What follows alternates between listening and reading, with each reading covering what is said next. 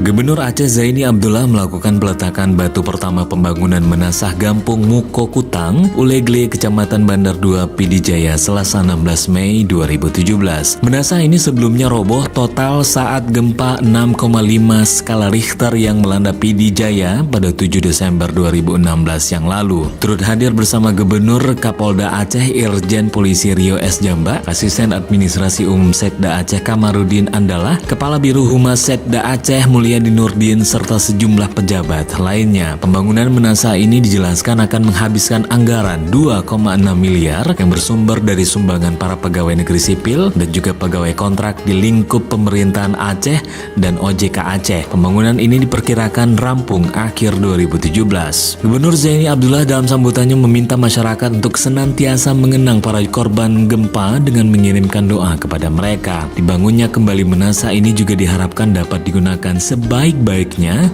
oleh masyarakat.